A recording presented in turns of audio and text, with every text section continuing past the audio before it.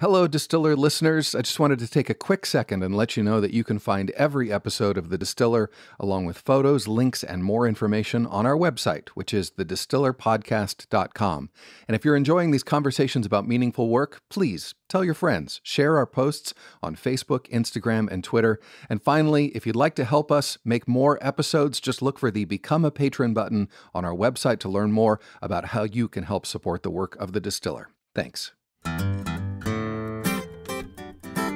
It's just how I want good design to be. I want it to feel almost like it was grown and not like it was made.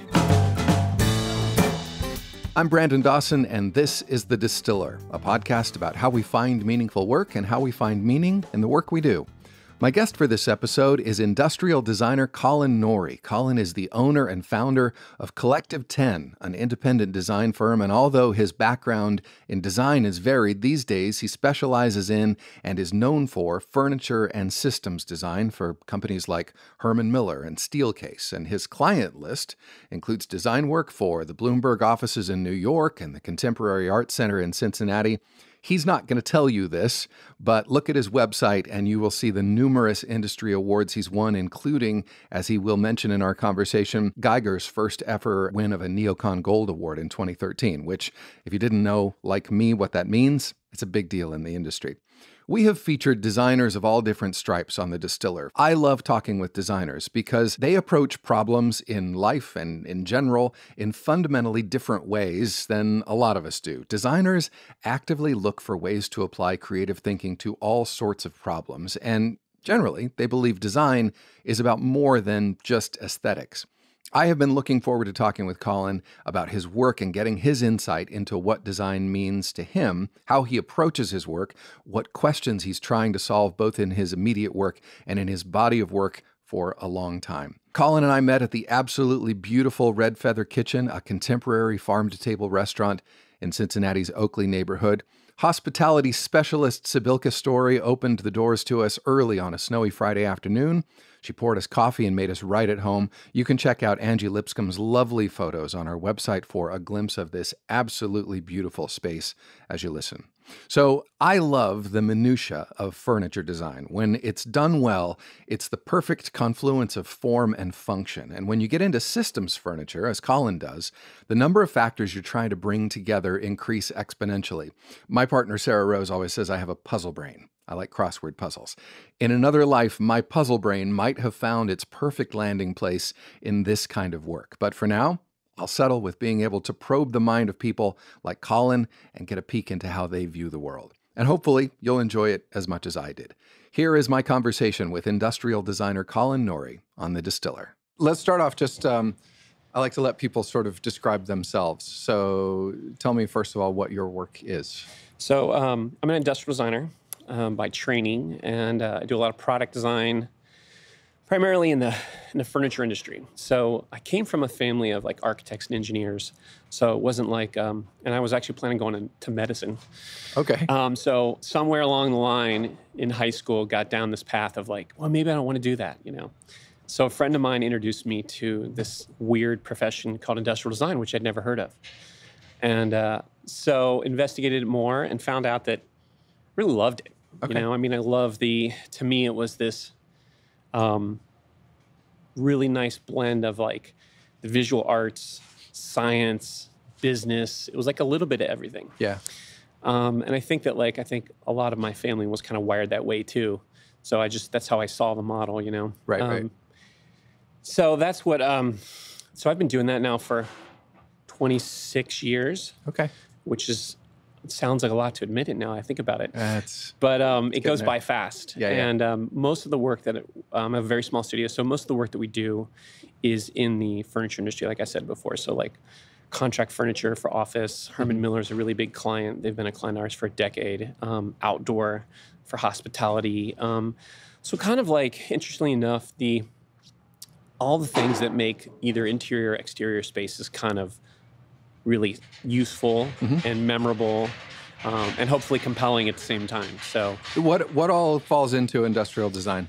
So industrial design is really, as a profession, has really changed, but at its core, it's really anything that's manufactured. Okay. It used to be mass manufactured because it really started in the 30s and 40s, and took a lot of, I think, a big growth in the 50s with consumer products and auto and things like that. And so, but nowadays, because the ease at which an individual can manufacture something, kind of everything's manufactured, it can be to some very degree. low, and in the scale of Etsy to the scale of a large corporation. So it's rather broad, and most people don't know what it is when you bring it up to them.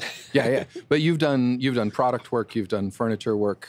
Just looking at your CV, you sort of started out maybe in the product world and then moved into furniture. So when I got out of school, I moved to Chicago, and I worked doing product design, primarily like consumer products.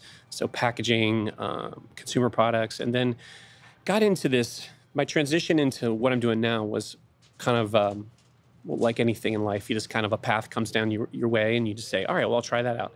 So I got offered this job working for a firm that did architecture and interiors, but primarily for trading floors and stock exchanges. Oh, right? wow. So what a weird world that is, right? Yeah. So, and this was a time when that field was still really, the open out call trading was still really big. Yeah. And, obviously electronic was coming on, but it was still in its infancy. So the weird thing about that world is that every single thing you see on a trading floor is designed by somebody and made specifically for that floor.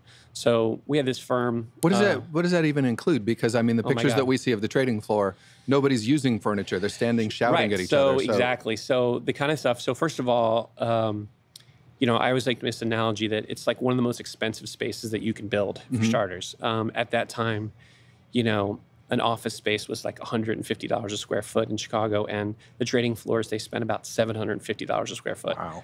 So everything from the raised floor to the technology to the trading desks to like anything you can think of, even the seats. There was nothing like really bought off the shelf other than when we started using some flat screens or stuff like that. But every single thing was custom. And nothing can be extraneous.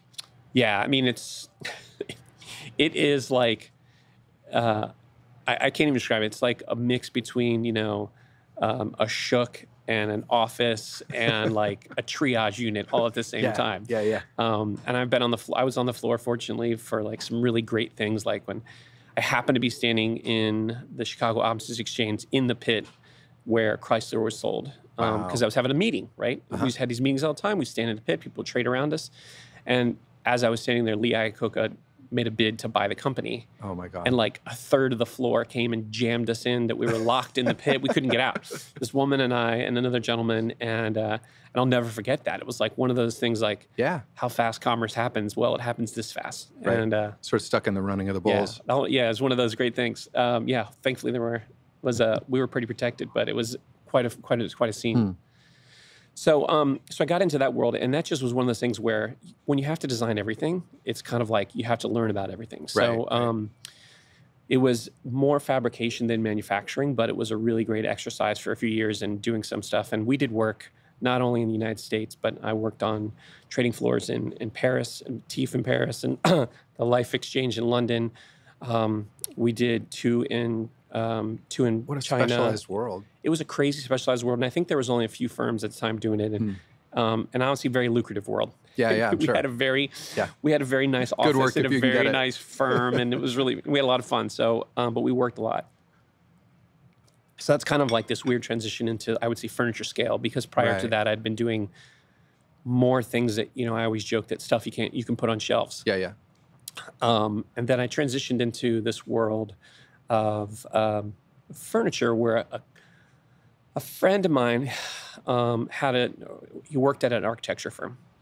And one of the partners in the architecture firm had Steelcase, which is the largest contract office manufacturer here in the U.S., actually probably in the world for that matter, was looking for some industrial designers. And he had this relationship with Steelcase, and so I got hired there and worked there for several years and built up a big staff, and that was like my transition into that world. And what I found about it was that I really enjoyed the scale of it. I kind of feel like that, like maybe I was somewhere between like a jewelry maker and an architect, and this kind of just fit the bill. Okay.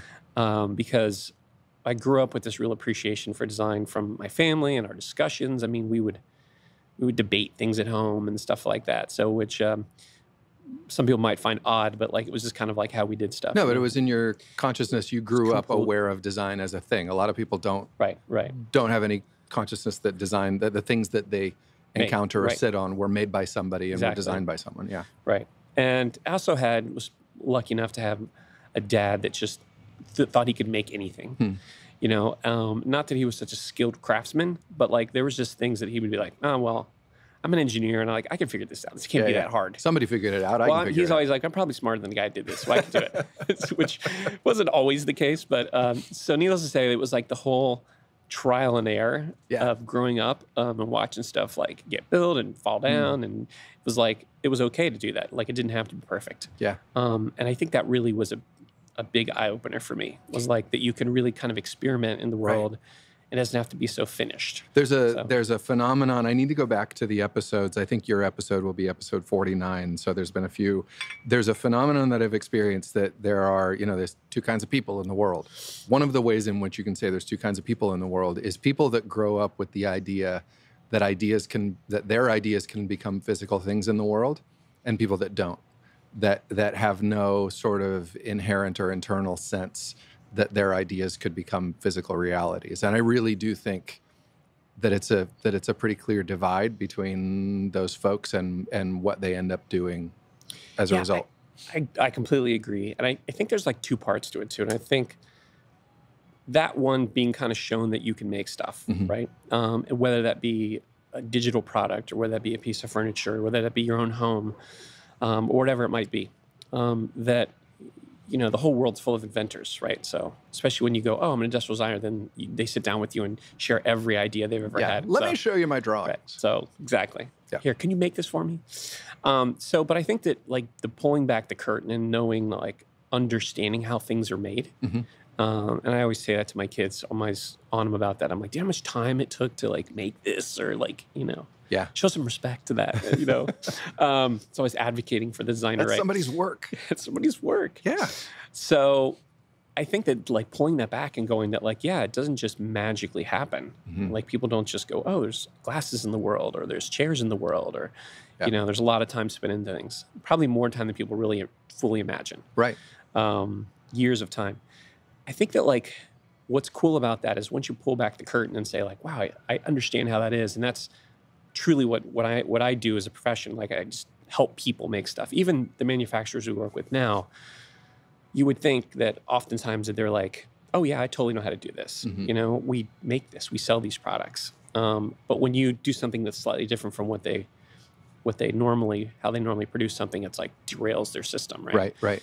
So I think there's that level of I kind of like being a catalyst for trying new things. And that's really why I feel like the industry, in particular what I do, it gets so much excitement from the people you talk to about it, because they're like, wow, we all know how to make, pencils, right? But like, how can we make some new writing device that's as cheap as a pencil?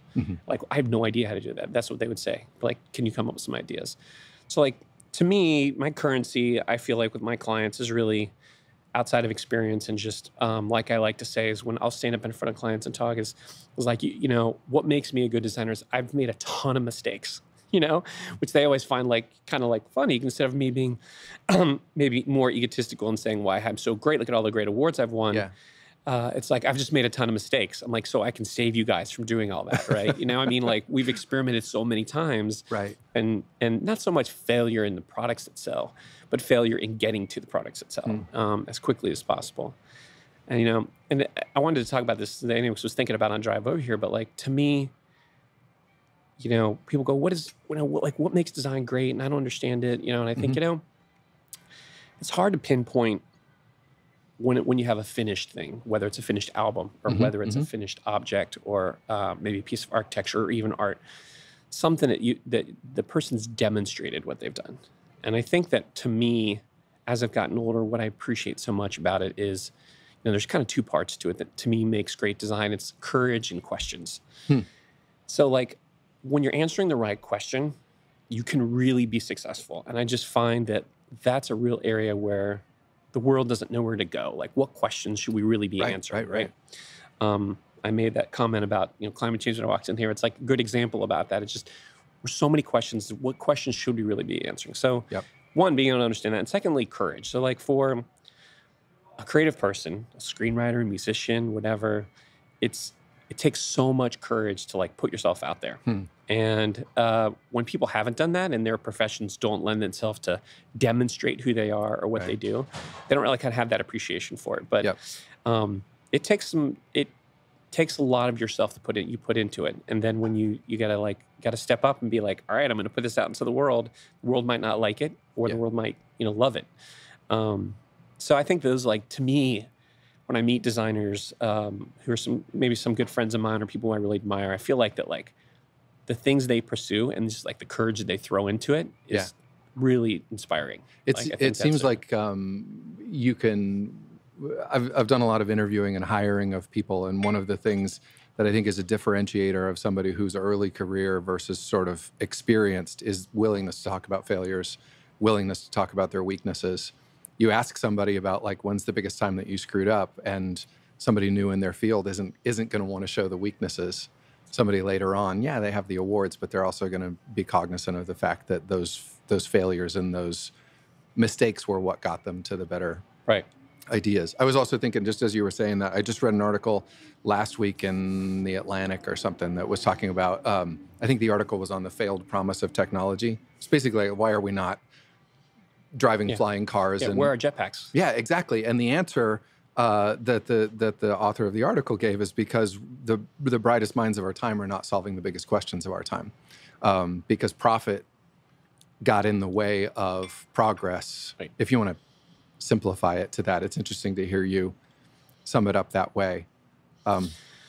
Tell me a little bit about the process. So you've done work for, like you said, Herman Miller and Geiger and Steelcase, and the stuff, if you go to your website, you do, and I'm going to get the terminology wrong, so correct me on this, office systems, office environments. So, and this is kind of a unique thing, I would say. So, which I didn't appreciate, with anything. Like I went to a good high school, and I got into college, and I'm like, well, college isn't really hard the first year. And then you're like, oh, because you went to a really good high school.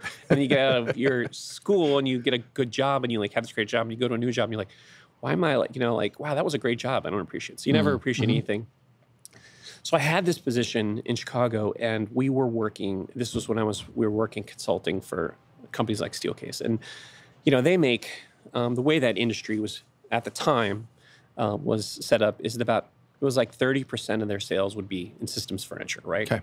Now they're known for that more because it's a bigger thing. It's like an architectural. Is that the name for it? Systems furniture? Yeah, they would call it systems furniture. Okay. And meaning that like it would run internal systems like electrical and power and data as well within do all this stuff. So it's kind of self-sufficient. Yep. So it's created like a micro-architecture within inside the shell of the building. The one that you could reconfigure with some degree of flexibility. People want to configure it, but they rarely did. So it's a kind of a complex problem because how companies really start to think about, at the time, we were researching a lot. And not just myself. We were with a group of, professional researchers, psychologists, sociologists. It's really interesting. There was a project that was part of this that we were looking at where we were talking about social networks in the office, right? So this was the mid-90s, right? Prior to digital social networking. Right. And there was a woman, a PhD from Harvard, who had come up with this software that actually tracked how we interacted, a group, right? So it interacted and it saw like, okay, how can you map over your interactions, your social interactions with, how the space is laid out, right? So either the furniture is helping or it's hindering what's going on. So I was like, oh my God, this is the greatest thing ever because I can really understand at another level. Designing for people's actual interactions, Because really what you're doing in a systems furniture world is you're not really designing objects, you're designing settings. You're designing the work setting itself, and everybody has different work styles to a certain degree and have different need sets. But at the same time, there's, relationships that are really strong and that need to be accounted for. So like at that time, we were really looking broadly at not just how to make a product, but really about how to lay out a space and how to understand work. So we spent a lot of time talking about works for years and years. And out of that came kind of a little bit of an expertise in saying, here's how we could build a system in a way that could afford for this group to work that way. Maybe not for everybody. Those days of probably in the 1980s where it was like a universal setting and everybody got like the same Right. You get the same cube or the same office. That was not at all what we were talking about, but that was a reaction to that. It was like, okay, this industrialized pattern didn't work. Yep. So we need to make something that's more bespoke and more tailored to the company. And we even see that took off farther and farther, and people use companies like Google as an example, but quite honestly, the things you're seeing office design today has been around for like 20 years. Yeah, it doesn't seem like it's... No, it's new to a generation coming in. They get excited about it, but like, I mean, honestly, there's ideas that we have in sketchbooks probably I still have of stuff that people are like, oh my God, this is the greatest thing. And I'm like, but they just took that long to sort of get into the collective consciousness? Or? I think there's a couple things. One is companies are slow. I mean, it's a big investment. So, most companies' two biggest expenses is their people, their salaries and such, and then their real estate. Yep. So like when you invest in your real estate and you make it a certain way, you're not really doing it in a way like, oh, let's experiment and next year we'll change it and do it this way. It's like we really want to think it through. Yep. So for that picture in time, it really works. The flip side of that is that the humans are super adaptive, right? Yeah. So you can give us a terrible space, you can give us a beautiful space, you can give us one that works for us, it doesn't, and we just kind of adapt to it. Yeah. So there's not always pushback. Like if someone quits because they don't like the workspace, and they're like, okay, we'll find someone else, right? So it's not going to drive the whole design. But we, being on the design side, being advocates for the users, we really tried to push those kind of things. So traditionally, I think at that time, interior design that was doing offices was more about like talking about flow and look and an image and stuff like that. And we were really bringing in kind of from an industrial design standpoint and research about like how work occurred in those type of patterns in different states that you were in during the day. We used to use frameworks, and these are a little bit old now, but frameworks about like, we call 3 C's, which was concentration, contemplation, and collaboration, right? So you go through these different states throughout the day, right? Different people do it for different durations. And like, so how does your space really facilitate that? And so that level of thinking about it is kind of how it stemmed across like a lot of that systems work, right? So once you kind of come out of that world and you're like, oh, I've done some seating and I've done all the systems work, all of a sudden other companies are like, wait, you did all that work? Like, we want to hire you. Yep. So it really became an entree into a lot of companies. Are they actively asking for that, or is it something that you have to go into client, X and say, here's why this system is better than something that doesn't take this into account? I have been, I would say, somewhat blessed with some long relationships. When I worked with, when I got into the industry with a company like Steelcase, I worked with them for like 9 years, consulted for them for 9 years. And it was really more a choice on my part to kind of pull myself away from that company because we started to revisit the same questions after a few years, and I felt like I'm not learning as much as I used to. Okay. I still, admire the company, and I think there's some wonderful people to work there. It was not necessarily the place for me to grow. Yeah. So that was about the time that that was a time when I had started out working on my own and started in the firm. And I think what was interesting about it was I feel like that unless I would have gone out on my own and really tried, like I never known how good a designer I could have been, right? Because I was at a stage where I was managing people, and I used to joke with my wife, like I was designing more on airplanes, flying to California and back and stuff, than I was sitting in the office and doing. So one of those typical things. And I was young enough where I was like, I don't know how good I'm ever going to be at this if I don't really, take the step. Yeah, take the step. Like push everything to fail. Like what could really happen? Yep. So, so it was that decision. And I honestly, it's like, I still vividly remember it. I was literally flying into New York, seeing the Statue of Liberty because we were going around Manhattan. Its sun was setting. It was like one of those crazy things. And I'm looking out the window. I'm going, all right, I'm going to do this. I'm going to quit my job and I'm going to do this. That's the moment of... And I can vividly remember it. Like I just had this feeling just talking about it, like it was of that sensation of like fear too. Triggers your fear instinct. But it was that decision where I just said, yeah, well now I'm going to find out how good it's been. So, and I'm glad I did, obviously. But so from that, doing that work, where you understand this broad idea of the idea of work and how it gets done, I think that's started to really translate into other areas. So for a lot of the work, because the contract office area is such a large part of the furniture industry. I mean, residential is, I think, sales-wise, a bigger industry because more people have homes than they do offices, right? But I wouldn't say always the quality of manufacturing and quality of craftsmanship is equal by any means. Right. So meaning the residential has a broad, very inexpensive, poorly made to extremely expensive that, only a few can afford. We really worked hard to have products that last, that were, won awards, that were really defined what that category was. And well, because the stuff that you're going to design, I mean, I got to think one of the large differences between consumer home furnishings and office furnishings, that stuff's getting used all day, every day, year after year by hundreds, if not thousands of people. It has to not only work and facilitate the work, it has to hold up, has to be somewhat designed so that if something breaks, it can be replaced easily without replacing the whole piece. And that's part of what fascinates me about what you do is when I start to think about the questions that you actually have to answer beyond whatever the surface level questions might seem to be. There's a lot of minutia that doesn't. There is, what I mean? And this is the world of, I joke, this is kind of the world of the physical world of manufacturing, right? So I have lots of friends who do design in the digital world, right? And, they're fascinated by what we do. And I'm also like, boy, I wish that I could do that, in some ways. I don't, because it's not my thing. I love the physical world. Right. I love the idea of being able to experience it in that way and share it with someone else like you and I are right now. But I mean, I say to them, well, the difference is, you guys, it's a very complex problem to design a new app, right? With the programming and all that stuff, but you only have to get it right once. And I have to get it right over and over and over again. Just yesterday, I was talking to a client and they're like, we have this product that's just selling like crazy. And we had to so expand who we were sourcing some of the stuff from. And because we did that, it's just derailed everything what we're doing. And now we're having to kind of redesign part of the product. And so success breeds more difficulty. Yeah.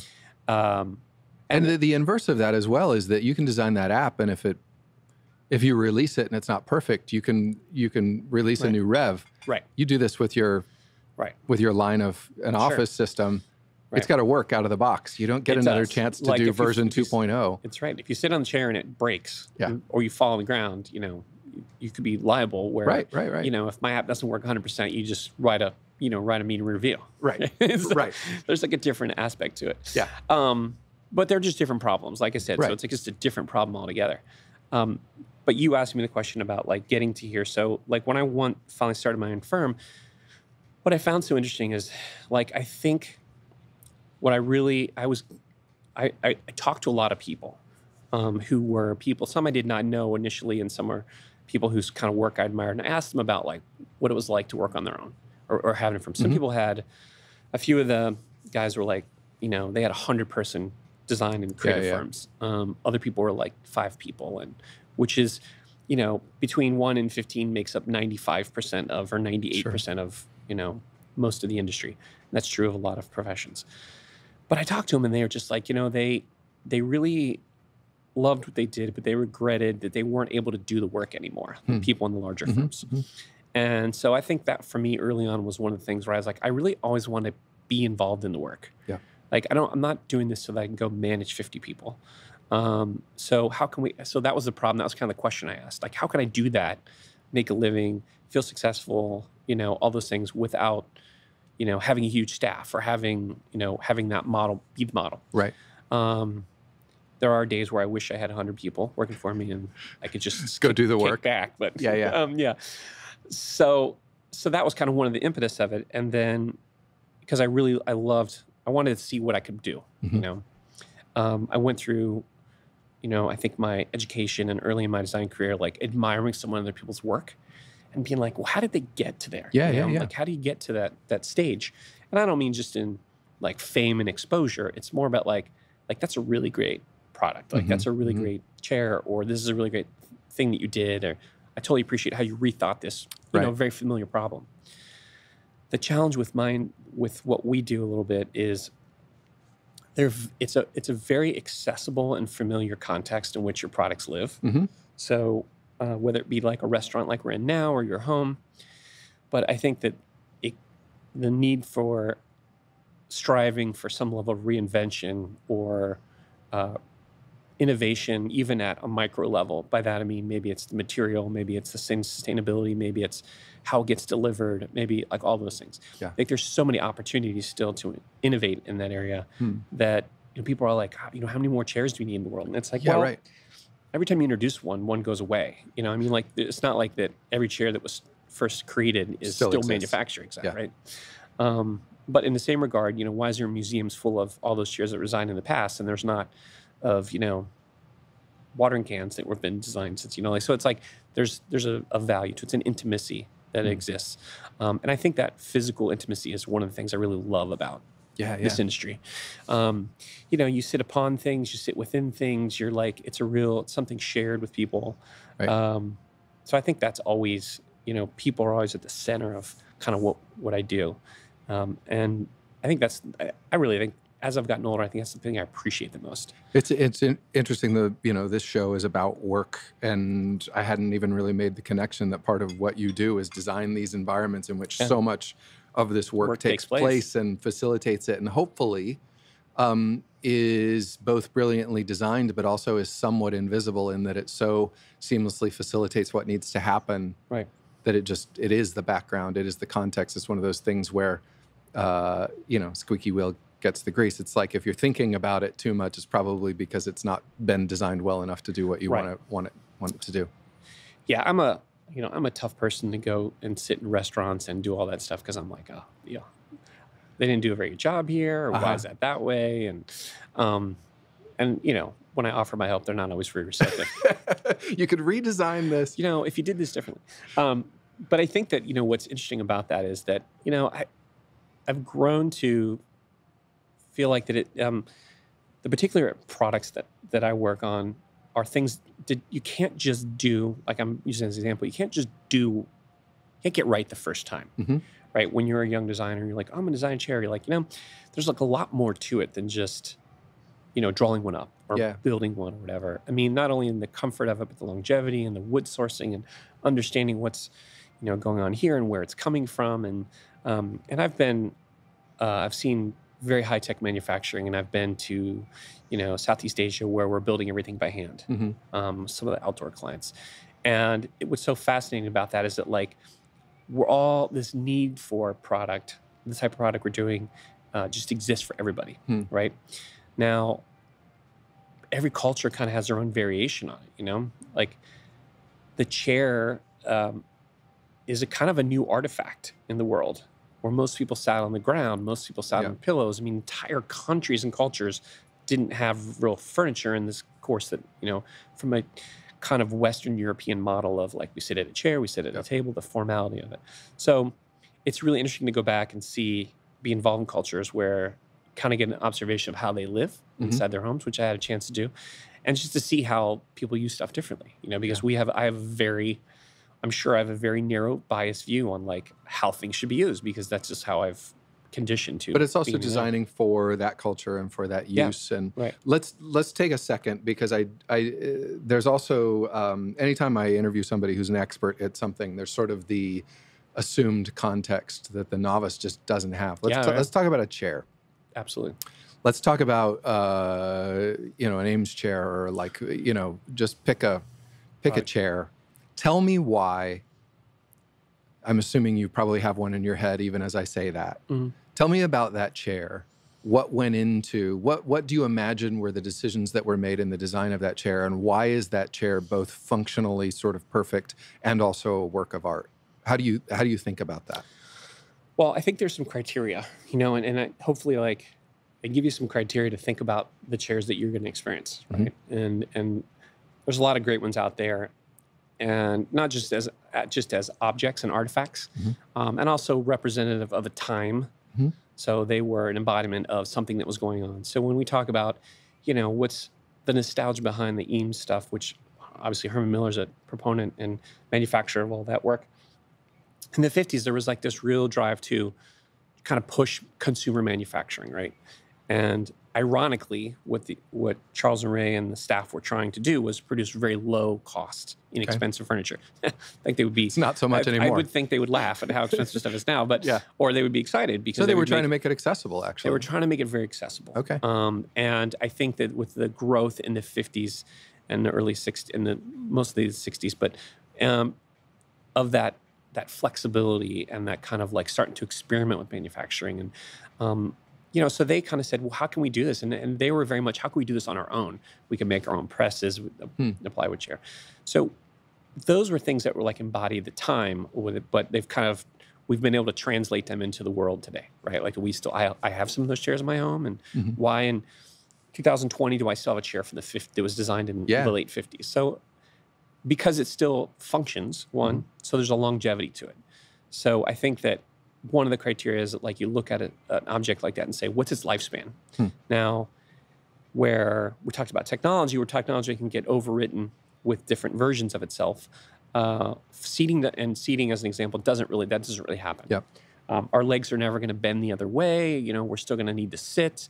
So all those kind of criteria. Now, there's a sense with furniture that there's a fashionality to it, where it can change over time to kind of have a shorter life cycle, where something's more fashionable.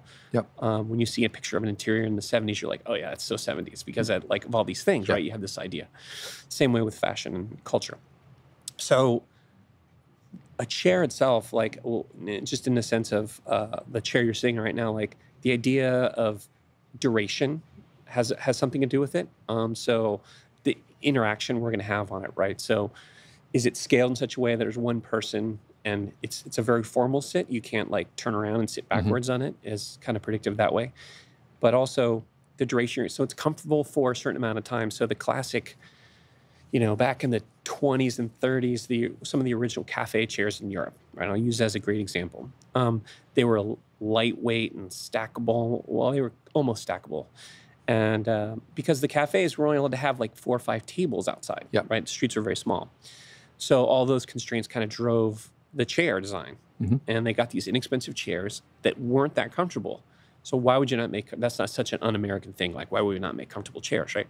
But they weren't that comfortable intentionally because they didn't want you to sit that long. Yeah. They want you to get up. Too comfortable, right. You're going to They want you to move on. I'm not making money if you're just going to buy one espresso and sit there all day, right? So I want you to get up.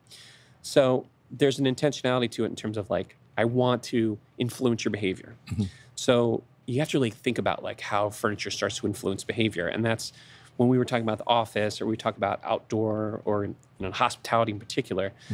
Like in that world, in hospitality, that's a big thing, is how do the spaces want to make you feel, right? And I was sharing this with a client of mine recently, was like the difference between like office and hospitality, because there's this really blending happening in life, in the industries, where some feeling of residentials coming into the office and some of the performance levels of office are coming into the home, and that's transitioning into hospitality in terms of hotels and stuff, is that in the office contract world, we talk about performance in products and spaces.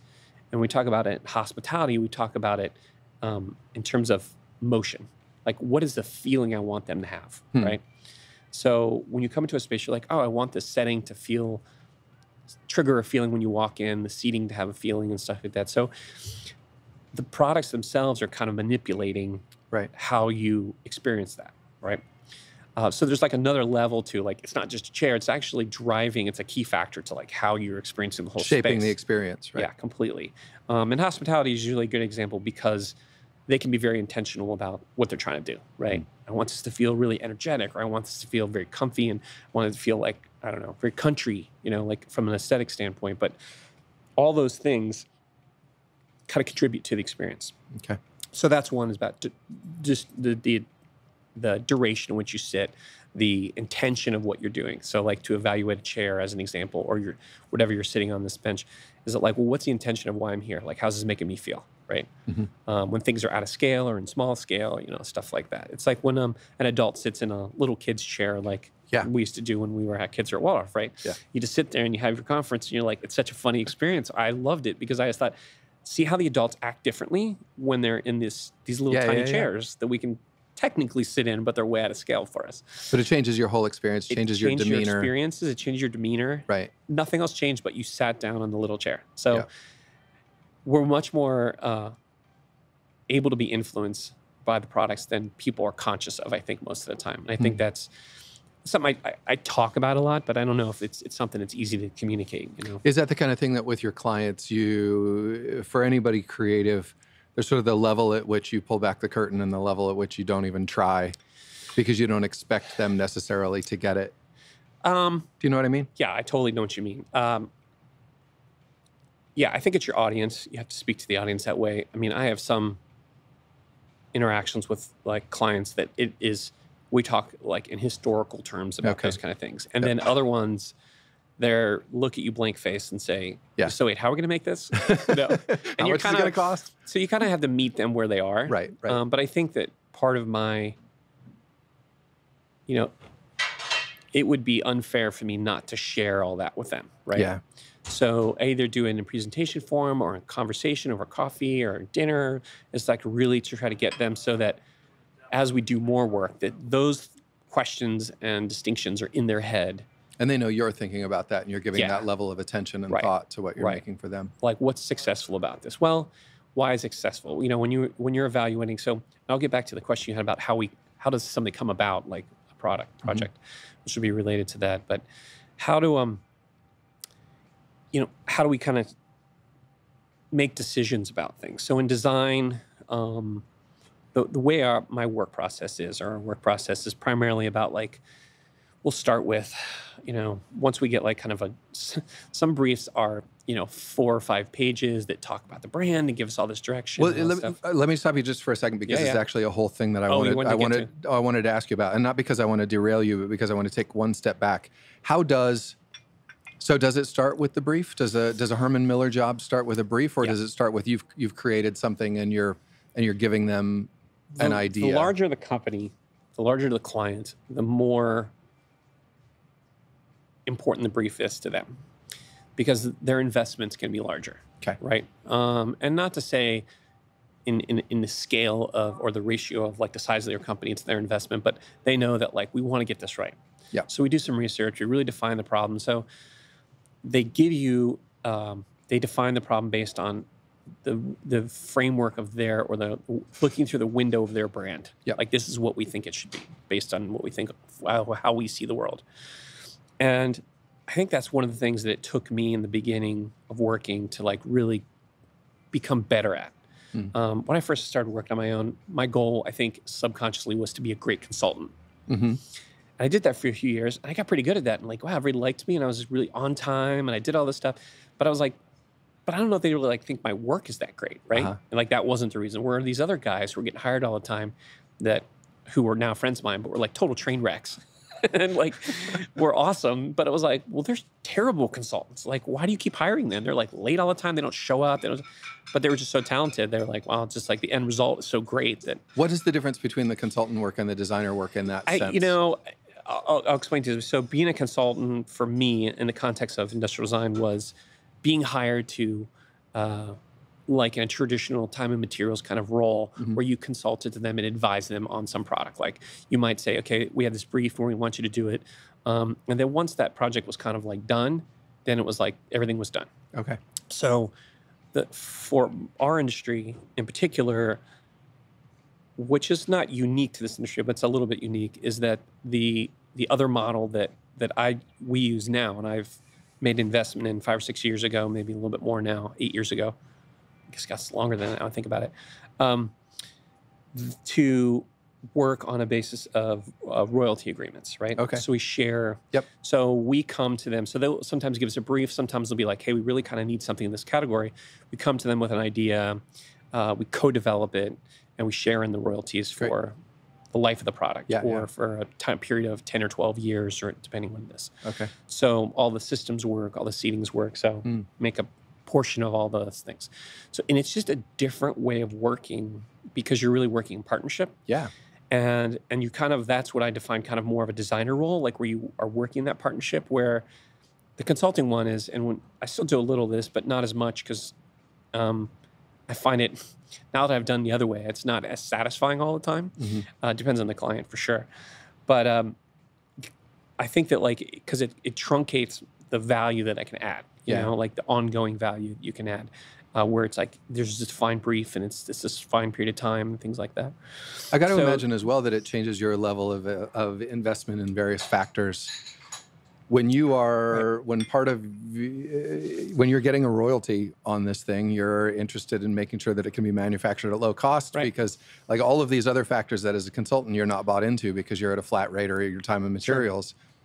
When you're getting royalties off it, you're getting royalties off the profit that comes from that. Exactly, and it's amazing how much more you're both invested. Yeah. Right. Because you both have some skin in the game, right? So a lot of upfront time and, you know, value and costs. And so the way that we work is usually we take a fee to get to a certain phase. Like to say, okay, we've kind of thought about this problem and we've come up with a couple solutions and we think this is the right way to go. And we present that and say, like, if we're all in agreement, this is the right way to go. Or it's enough that we can say, yeah, let's run with this. We'll get some people to help develop it and whatever. Yep. I have a tendency to take things as far as possible. And I don't know if that's like being controlling or just being like, you know, everybody wants ideas, but really what they really want is a finished product. So like, don't kid yourself, you know, like give me an idea for an album. No, really, can you just cut that album for us and hand it to us? Let us go and sell it. Yeah. So it's like, you know, they, and we were just having this conversation recently about a piece, and it's working with this company and, in Europe, and they were like, "Oh, we love these ideas, and we want to do more of this." But in reality, I mean, like they just want you to take as far as you possibly can. So, so I think it helps them a lot to not swirl on their end, right? And I think that the more that you spend time working on a product or working with someone, they start to see your vision clearer than you do sometimes, right? So I get that, like, I can see where you're going with this, and like, if you could just take this a little farther, I know that you're seeing a fork in the road, but if you just go left, like we're totally going to be able to do that. And, you know, so there's got to be some risk in that though, too, because if you use the album analogy, they're very happy for you to finish and deliver the album as long as they like it. Exactly. If you take it all the way to the end and it's not what they wanted, then. So here's the thing about being a great consultant, right? Is you check in all the time and you make sure your clients are happy. And this is a completely different world, right? In the sense that, like, like I said, I'm kind of lucky to have some long-term relationships. And so those are people who have done work before, and even not so, I've done work with a company. So, and I've kind of reached a point in my career, in my small little industry, where I have name recognition and won enough awards. And it's not like, I'm not an unknown. Yeah, there's a level of trust. I don't have to do too much proof of concept anymore. So most of the work that I do, people come to you with a brief or come with an idea and say, let's do this thing and let's get a contract signed and do it. Before it was, hey, you got some ideas about, you know, they're still feeling you out. Yeah. So I fortunately passed the honeymoon phase with everybody, and we're fully into, you know, just doing work and having fun together. But what's interesting about it is that, like, you know, I was saying you have more skin in the game, but at the same time, there's a lot more risk, but a lot more reward. So, you know, I have a very small studio and have no intention of having 100 employees. And we're very profitable because we've made that investment. And it's a scary thing to say. You know, I remember, like I said, it was probably like 7 or 8 years ago, and I just finally said, like, you know what? I don't want to be consulting when I'm like 65 years old. You know, like, although I could probably add a lot of value. I mean, I don't want to be doing this type of business. And so how can I do this in a way where I can add a lot of value and I can reap a lot of future rewards in the process? So I find companies that have great sales, they have great sales staff. Those are questions I ask. Like, that's a real unusual question for, a designer, like, you know, how well you make things. I'm like, well, I can help you make stuff, and we can always make it somewhere else. But at the same time, like, what are you going to do with it when I give it to you? Yeah. Right. So you really look at the business as a whole, and you evaluate them as much as they evaluate you. But when you're consulting, you're like, hey, I'm going to throw some ideas at you. I'm going to get them developed a certain way. Yeah. And then we have to do that. So the big difference for me is I'm a big advocate, a almost relentlessly big advocate for we have to make it. We just have to prototype, like all the time. And Can't all be theoretical. Well, right. I mean, I can do renderings all day, 3D renderings all day on our computer and animations and all that's great. But until we start building it, it's not really, the learning really is not starting in a big way. Yep. So, and that's learning for everybody. So even people who don't really have necessarily distinctions about products that, someone in my profession might. So, we try to prototype. We do a lot of 3D printing, full scale and at scale, and studio's full of littered of parts that we've kind of like, I need to see what that leg looks like. So because you want to interact with it, you want to sit in the chair. I want to do it as quickly and as efficiently as we can, and be able to make those decisions. So try to make as many decisions, like in things in a physical form, because I think that's where really that's kind of the fun part of it. All right, once we've kind of like, we feel like we've solved the problem pretty well. Executing that next part is really like the fun part of it in a way. Right. Not that the other part's not fun. It's just sitting down with a blank piece of paper would drive some people to suicide every day. But like you just have to get over that, right? You got to start again. You just got to start again every time. On every project, there's a beginning. There's going to be a blank piece of paper to start with, and you think they're the same questions. You're like, well, I've kind of looked this, and it's not. The questions are just, there's always a little variation on them, or time has gone by. What have you, because obviously looking at your website, you've won a bunch of awards, your client list is amazing. What piece of work have you done that you are most excited about, most proud of, that you feel maybe there's aren't the same thing, is the truest representation of who you are as a designer? Wow. It's funny because I feel like, it's not that I'm not proud of the projects that I've done so far, and I really wouldn't share them with people if I wasn't like proud of them. So all that stuff I've been pretty proud of. I think that ironically, some of the current stuff that I'm working right now, I'm most excited about, because I feel like with every project that I get to contribute something new to it that I didn't have before. Okay. Right. So at some small level, I'm not the same designer I was when I did this the first time as I did today. Right. So, and that's probably true of a lot of people and a lot of things, but I can really, you're learning, I can feel like that's going on. And I think the speed at which I'm able to get to, here's the speed at which I can feel comfortable with ideas, right? Is much better than it used to be, 5 or 10 years ago, which was like, very Van Gogh-ish, kind of like struggling the whole time, kind of feeling like it. It's out there. I'm chasing it. Yeah, chasing it. It's just nowhere to be found. And my poor, my wife and family, I'm sure, suffered part of that too.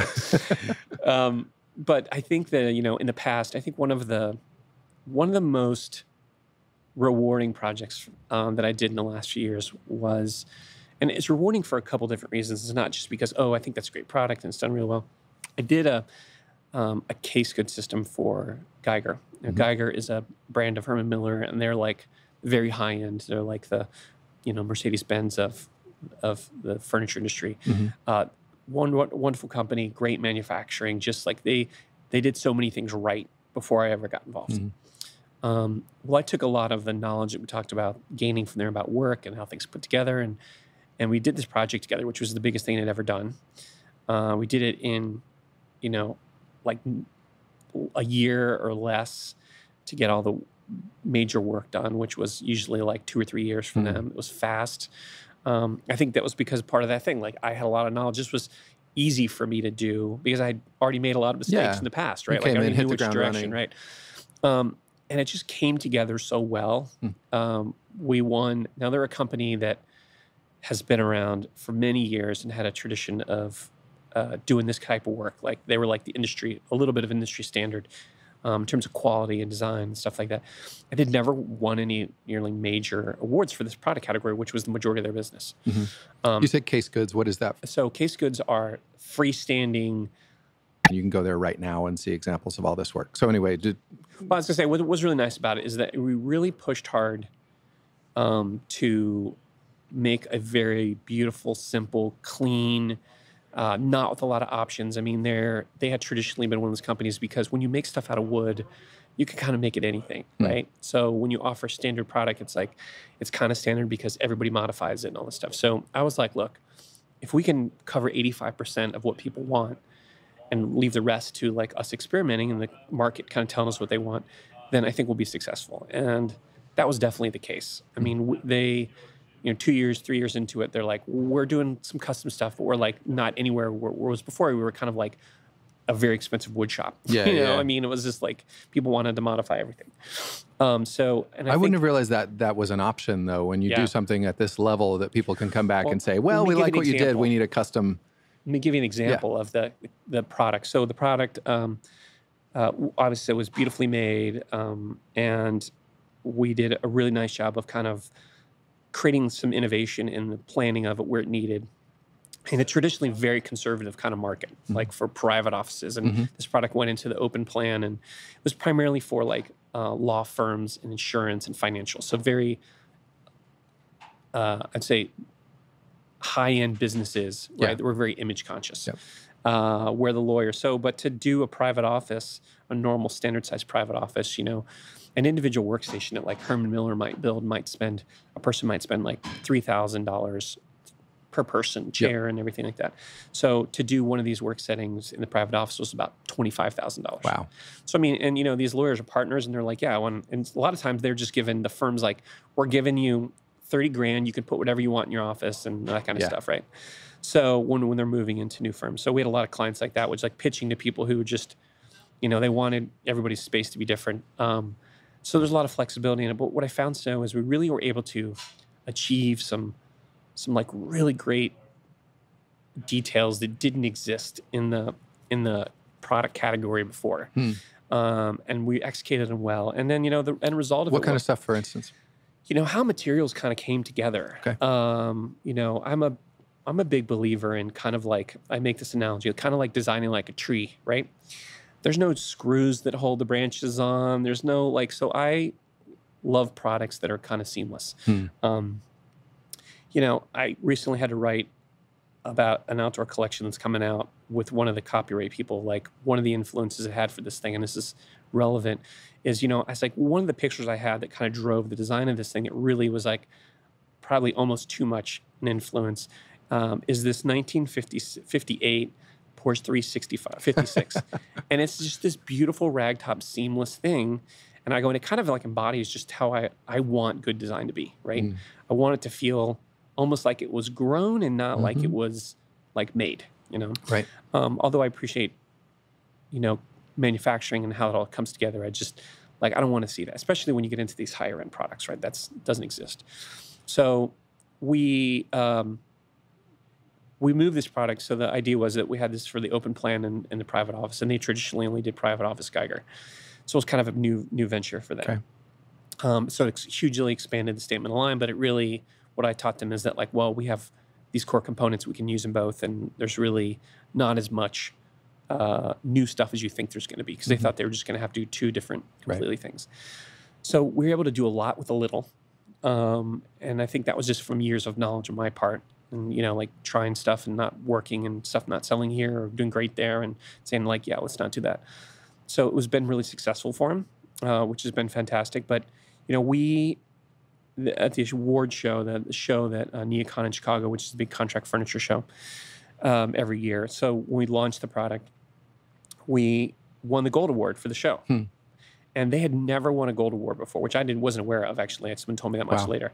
So and I just remember thinking, as I came back to the showroom, and they were all so excited, and I received the award and blah, blah, blah. And they were just they were so pumped. And I thought to myself, here's the thing where just how hard we worked for a whole year has enlivened this company. Right. And just still today, we still talk about it, talk about the product and things that we've done and projects. I get salespeople just randomly haven't talked to in 3 years sending me photos of this job they won. And so it's kind of fun in the sense that I get this feedback about how all these things we worked at are really impacting a lot of people. Right. We actually had to redesign kind of their manufacturing process a little bit to do one of the things. So I got to spend a lot of time with the people who made it, and so it was just really as a project from start to finish. It was really cool to not that we're even done with it, but to meet the people who made it, the people who were selling it, to like have that intimacy along the whole spectrum, which is kind of a nice, rare thing. You don't get to do that with a larger company. And kind of best of all possible worlds. I mean, really, like deep work with the people. I mean, they hired people just because they were selling so much, and it was just like really felt good that like, you know, an impact, right? Yeah. Like, I think it's a beautiful thing, and I'm really proud of. I think the things that I tried to pull off, and that we pulled them off, and it was like I think I'm really proud of that. But I think on top of all that is the influence it had on the people in the company and stuff like that. So that's a cool thing. Yeah, absolutely. You talked really about the Porsche. What are the areas? Are there areas of design that did you have 3 or 4 lives you would like to get into automotive design, or like what's the sexy stuff that you don't get to do but that you really enjoy learning about? I think an automotive project is a really unique and interesting project because, you know, it's a chair on wheels. I mean, think about it, break it down to its fundamental thing, right? So, but there's so many factors that are so different because everything that I think I design is all about rest, relaxation, and, you know, comfort, right? And you're in stationary, right? So to do something where you have to think about all those factors in seconds, like the controls and the, you know, I have constant conversations about cars with people. It's like, I mean, I'm not really like a car guy. I went to design school with several car guys who went on to design cars and, you know, and love it. And that's what all they ever wanted to do. College, they would skip college if they could have. But so that's like an area of really more of an area of inspiration than an area where I'm like, oh, I really want to like do something in there. Because I find that it's a really, it's a good timeline product to see how things have evolved, but it's also kind of to go back and go, you know, I could totally see the decisions they're making. Like when I see a product and go like, I can see the meaning. Yeah. And them going, yeah, I know why we did that. And like, I really have that appreciation for it. It's like when you're a musician and you hear somebody play something, you're like, and blend it or edit it, or when you're like, oh, I totally know why they did that. Right. But now maybe not everybody else would. Little glimpse. Yeah. So you're like, so I have a lot of appreciation for that. You know, I think that, you know, and I joke with my brother who's an architect who does a lot of residential stuff. I think I would have made a great residential architect because like I don't ever want to do skyscrapers and stuff. I wouldn't have been me to do that. And I think that the only reason I say that is because I like, well, if you would have wanted like a very modern kind of like thought through, because I think the scale of, well, the type of homes that I would be imagining. Like a Frank Lloyd Wright sort of a... I mean, maybe not even that big, you know, like more like maybe some urban development kind of thing. But because I would treat it like a product, you know, like I would just, that was one of my frustrations, I think, probably I didn't become an architect because I saw a lot of, I think the tolerance of mistake was higher. Like, oh, you know, yeah, there's stuff that's in code, but like, that's not right. And well, we'll just deal with that, you know, like, no, you don't do that. You know, I mean, in our manufacturing world, it's like millimeters, right? Right. And they deal in inches, which is a pretty big difference. So I think that would have been fun to do. You know, I mean, I think that those kind of things, you know, I've always been super inspired by air travel and not flying in planes, but rather like, you know, the gull-wing solar planes in the 70s and stuff like that. Like I vividly remember as a little kid thinking like those things are just the most beautiful objects in the world. Yeah. Silent, no energy kind of things that, you know, go several thousand miles. And so I think that kind of where design and engineering kind of like and science kind of fit together to make something like that, I find that super fascinating. So those are like some things I think that like would be interesting to challenge. Are there questions in your work that you are chewing on right now that you haven't really, you know, riddles that you haven't cracked or questions that you want to get the opportunity to answer over the next 10 years? Oh, yeah. Well, there's a lot of questions out there. You know, it's funny. One of the exercises I do that I got taught by someone probably like 15 years ago is start every project with a question brainstorm, right? Not an idea brainstorm. Don't worry about ideas. Yep. So do this thing where it's just like I have this huge whiteboard, like a full wall whiteboard in a studio, and just like fill it up with all these questions. You know, a lot of the questions may be not really relevant or ones you can't even really solve. But what I find is that there's certain questions that keep appearing as I go through different projects. They like, how'd that get back up there? You know, like, is that just my subconscious? Or so I think that like they're your questions and not necessarily the questions of the project itself. I feel like one of the things that I've always been wired to kind of I don't know, use a lens to see the world is in the like kind of little reductive. And I wouldn't say deductive, but like reductive in terms of like, you know, what's the smallest amount of space, or what's the most minimal amount of tools, or what are the things like where the artifact or the space becomes, you know, more precious because it's more well designed. So that's kind of the analogy I was making about residential architecture. It's like I probably wouldn't be great at doing a city block or urban planning, but I'd be awesome at like just, you know, somebody's small house. Because I think there's a level of intimacy to that. I think that with this transition of the generation behind us, you and I, wanting to have a little less object and a little more experience, right? I think there's a huge opportunity to, I mean, at least I feel like for someone in my profession, to try to blend those two, to go back to, you know, what is the experience of using this object, or what is the experience of sitting in that chair, and like getting that value back, because we got caught up in inexpensive manufacturing and consumerism in the 80s and 90s so much, and in the last decade too, but where it became kind of commonplace to say like, oh, you know, well, if I don't like that, I'll just have it for a couple of years and I'll get rid of it, right? Where products we have now, I'm always trying to make sure that things that I design last as long as possible. I mean, there's no planned obsolescence in anything that I do. But I know people who have that planned obsolescence all the time.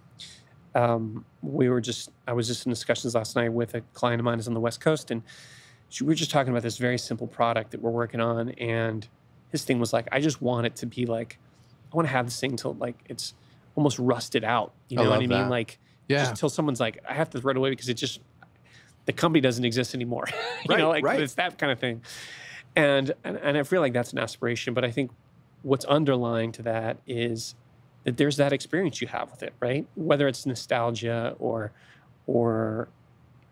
you know, just a comfort with it, or it's a trigger for something positive, right, that you want to have. So the way I evaluate projects and objects in my life are kind of like beautiful, meaning, and useful, right? Those are my three things. So like things I have in my home or things that I might want to work on, and they kind of have to meet two of those criteria. So they're either really useful, like something we might have in our kitchen, you know, like I got to use this every day, so I'm always going to have this. It's a beautiful thing where I don't really care. It's such a great whatever vase that like, I don't care that it only holds one rose. Like, just makes me happy to look at. It's a thing right. And then meaningful is that, like I was talking about, like to trigger that meaningful experience for someone. And that, I think, two of those are more immediate usefulness and beauty can be a reactive, and meaningfulness is something that occurs over time. So if you can have someone live with your art or your music or your furniture for a long time, you can start to attach that meaning to it, to experience you can co-experience things, life together with that song or with that chair. And I think that's like one of the things that I'm always striving to do, and I definitely don't have an answer for it. But in terms of new projects, I'm always like, how can we make this really meaningful? And to answer your question, some of those manufacturers are like, you know, like, I don't have any idea. Like, that's not even, what are you talking about? And I'm like, how can we make this more meaningful? Because we really, we want people to have it for a long time. I love that answer, though, because, I mean, obviously sustainability is a huge issue. We all need to be thinking about the companies that I'm working for. That's what comes up over and over again. But part of sustainability is getting rid of planned obsolescence. And so much of that has been technology is pushing us to accept planned obsolescence in everything that we encounter. But when people, we both live here in Cincinnati, when people come to town who aren't from here, I love to show them like the buildings in Mount Airy that were designed by the Civilian Conservation Corps in the 20s and 30s that still are great and still function and still look like $1 million because they were built well. I mean, one of the most exciting neighborhoods in Cincinnati was built in the 1850s, 1800s, you know? So that's a unique thing about our city. I love that. Last question, so we can give these guys back their space, and they've been very gracious in hosting us. When you sat down and before we started recording, we were sort of trading notes about our kids. And Colin and I originally know each other because our kids went to the Waldorf school together. What do your kids think about your work? How much discussion do you have with them about it? And what do you think that the way that you approach your work is teaching them either consciously or unconsciously, explicitly or implicitly about work and about what they can do? Well, I think I'm pretty explicit about it probably most of the time. And in a way that's kind of like fun, right? Mm-hmm. So, I mean, you know our family, you know my wife, and she does some pretty amazing things too. So I'm always, and her profession is very accessible in terms of talking to people and talk to the kids. She's a coach and a trainer, and so we talk a lot about mindset and stuff like that. Yep. And as much as I try to teach them about what I do, and they see it, sometimes I'm home working because we have something going on. I'm not at the studio. So they kind of see what that looks like, mm-hmm. and we talk about it quite a bit. And also just they have an appreciation for, like I said, how long something takes to go from an idea to you to sit on it, or to be in the market, or to be in your home, or what it might be. And I'm an amount of effort. I mean, they know that when I've been super busy, and they can see that, and we talk about it. And since my kids have been about 10 years old, I engage with them on projects. I'll be like, tell me what you think of this. Like, which one? And it's not, most of the time they actually offer some pretty interesting insights because, like anybody, you get locked into seeing what you want to see. So I'm really good about like, hey, what do you think about this chair design? Like, which one of these do you like better? I'm sure the client's like, oh my God, your 15-year-old son is picking a chair for you. No, it's about like engaging him about it. It's your secret weapon. And I also teach them about, they ask me often, because it's so accessible, that we'll go somewhere and go on vacation, or we'll go to a restaurant or something. I'll be like, Dad, what do you think about the furniture here? Like, what do you think about that space? Yeah. Yeah. I mean, you talked about growing up in a design-oriented family. Yes, we try to carry a little bit of that tradition on, for sure. I also make the analogy when people talk about how, I joke with my family and my wife when my wife's like, oh, I had this great seminar and there's 400 people there and it like changed their lives and all that stuff. And I'm like, yeah, big deal. I'm like, if it wasn't for me, you guys would all be sitting on the floor.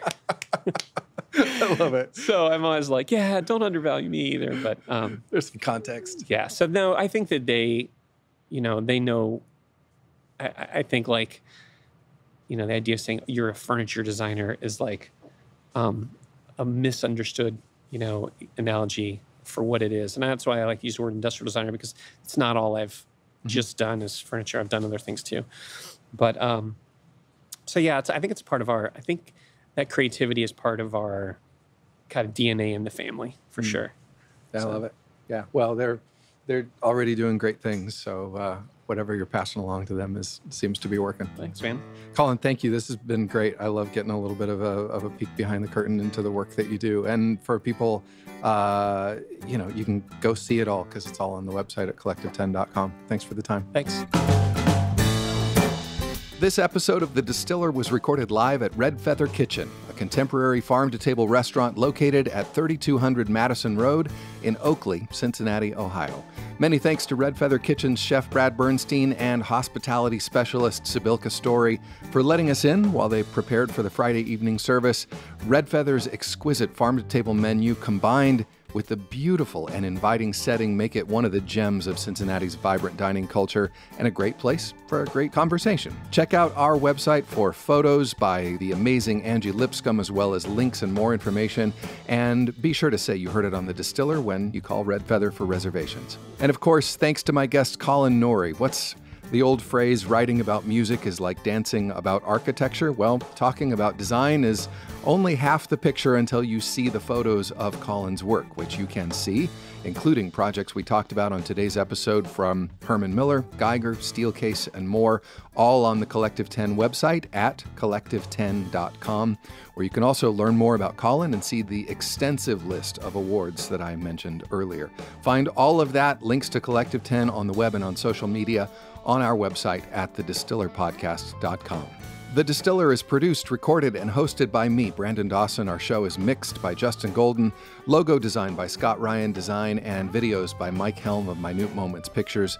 You can find The Distiller wherever you listen to podcasts. Listen and download every episode at thedistillerpodcast.com, where you'll also find links, photos of the guests, and a map of all of our show locations. If you enjoyed this episode, please tell somebody about it. Follow, like, and share our posts on Facebook, Twitter, and Instagram. And please do rate and review The Distiller on iTunes, Spotify, or wherever you listen. And if you want to help us make more episodes, just become a patron. Click on the Become a Patron button on our website for all the information. Until next time, I'm Brandon Dawson, and thanks for listening to The Distiller. Bye-bye.